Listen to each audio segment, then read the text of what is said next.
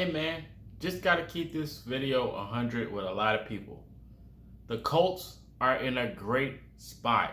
They're in a great spot. Man, whether you like it or not, the fact that we've still made the playoffs with a non-complete roster could just show you the potential the Colts have for the future of the football, for the Colts in general.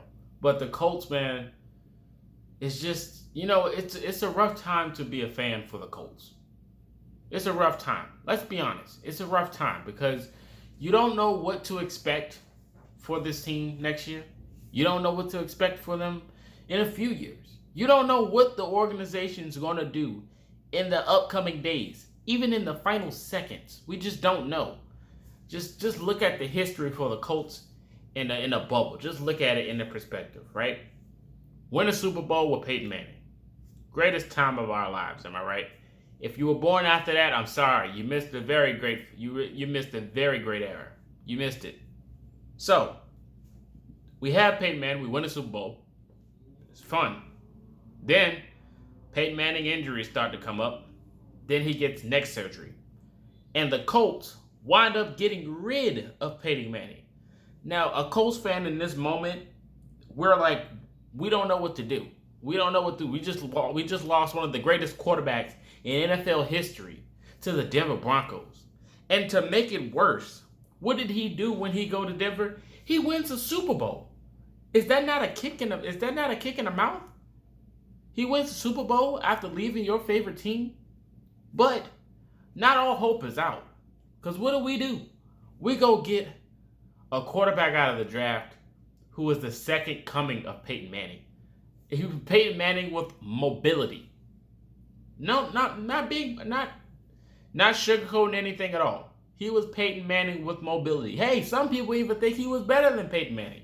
And that's totally fine with me. That's totally fine. Some people thought he was better than Peyton. Now, I think they're crazy, but some people even thought that. Now, he had a very good mobility, very good arm. He could throw a lot of touchdowns. He did throw some interceptions too, just saying. But you couldn't blame it all on him. Why? Because the guy in charge of the Indianapolis Colts did not help the situation at all. Now, of course, he got help later on in his years.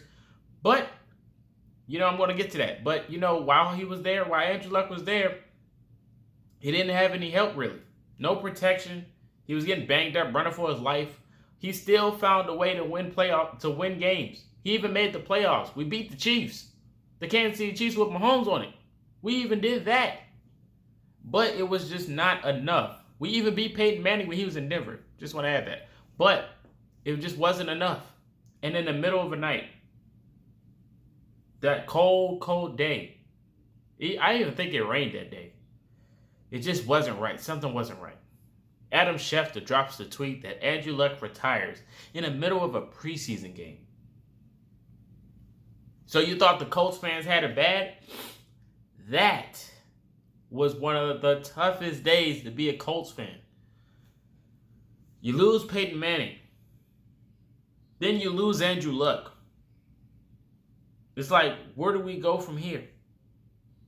So, what did the Colts do? Go get another quarterback. We wind up trading the wide receiver out of the draft that we drafted in the first round, Philip Dorsett. We get rid of that guy because he was non-existent. Even before the trade, we went through a dismal of quarterbacks. Even though I just want to say Matt Hasselbeck was probably the best out of all the quarterbacks we had in that era. But when Andrew Luck was out, Matt Hasselbeck did a pretty decent job. But we've seen some Josh Freemans, and even worse, we've seen some Curtis Painters, man. Oh my gosh. We've seen Brian Hoyer. But the guy that wasn't Matt Hasselbeck, a lot of people, they really loved in Colts Nation, was Jacoby Brissett. Jacoby Brissett was the guy. He did pretty good too, though. He did really solid. I think he did a solid job at quarterback. But that game at Pittsburgh, when he went down with that injury, he threw that pick six. It was Minkah Fitzpatrick's debut. I can remember it like it was yesterday. Oh man, it was a hard game to watch. Once Jacoby went down with that injury, he just wasn't the same. Now he's in Miami now, living the life. He's out there in the sun, soaking it up. Out there with Tua. He looked good in the preseason. Best of luck to Jacoby. We can use him right now, just saying. But another quarterback, after he went down, the bubbles in the air. We're trying to figure out this quarterback situation. We got to pay these players. We got to pay Darius. We got to pay Hugh, Kelly, Braden. We got to pay all these guys. And now we go get Phillip Rivers. 40 years old. 40-year-old Phillip Rivers. Now, Colts Nation, before the season started, is like, oh my gosh. It's no way we go get Phillip Rivers when with all this talent out there. Jameis Winston, Cam Newton, Tom Brady, all these quarterbacks. And we decide to go with Phillip Rivers. You can't tell, not one Colts fan can tell me that you wanted Phillip Rivers in Indy before he signed. Not one of you can tell me that. But let's move along. So we get Phillip Rivers going to the season. We lose to the Jaguars in the season opener. And this is before they get Trevor Lawrence. This is the year before. They have Gardner Minshew, who I like, by the way. Best of luck. Gardner Minshew dots us up, exposes us. We lose Malik Hooker. We lose Marlon Mack all in week 1. We lose Paris Campbell. It was just a dismal of injuries. We're trying to figure out what the heck can we do now. So after losing all those guys, later on in the year, we just wind up making the playoffs. Jonathan Taylor emerges at the end of the year. Michael Pittman Jr. scores his first touchdown against the Green Bay Packers later on in that year. Rock Ya-Sin still being Rock Ya-Sin. But we get an emergence of Julian Blackmon, a guy that picked up for Malik Hooker. Corey Willis did really good. DeForest Buckner was a beast. Grover Stewart gets paid. He showed out. All these things, all these signs, and we wind up making the playoffs. And then, after making the playoffs, we go against the Buffalo Bills. We could have beat the Bills, but why did we lose? We lose due to a boneheaded flag. Offsides penalty. We even seen flashes of Isaiah Rodgers in that playoffs game. Was it good enough? No. Offsides penalty on Kamoko Toure, which was very pivotal. And then we wind up losing Toure due to injury. So after that, we wind up losing due to coaching. It had nothing to do with Phillip Rivers. It had nothing to do with that pass over the top to Michael Pittman Jr. that was too far for him. He could have extended for that play. He just hesitated. Look at it on replay. Phillip Rivers did it before in Kansas City, won the game with it. Same play, same angle, same pass. The receiver just did not pursue the football. But we lost that game due to coaching. Also missed the field goal. But it is what it is. So after that, Phillip Rivers retires. And now the Colts are back in the bubble. Where are we going to go with the quarterback situation? Colts fans, Jacob Eason this, Jacob Eason that, Jacob Eason this, Jacob Eason that. And what do the Colts do? They make a trade to Philadelphia. They go get Carson Wentz. Now, Colts fans at this point are confused because we don't know what Carson Wentz is going to bring. But Carson Wentz did show flashes of his MVP form, and that is a positive sign for the Colts. So in training camp, OTAs, practices, Carson Wentz shows his flashes and ability of him being him, of how good he can be. And that's a good thing. And also in the offseason, we wind up paying Darius Leonard. We got an extension for Brady Smith. Q's in the bubble of getting paid soon too. He's going to probably be one of the richest guys out there. Darius Leonard is already the richest inside linebacker, so that's already out of there. He's already one of the richest linebackers, so he broke the bank for the linebacker position of what he does outside linebacker. He broke that. So we wind up almost losing T.Y. Hilton. We brought him back. Bring T.Y. home. Hashtag was on the news, ESPN, all these things. Pat McAfee show. Wind up bring back T.Y. home. That was an incredible movement. And now we're just waiting for the season to start as a Colts fan.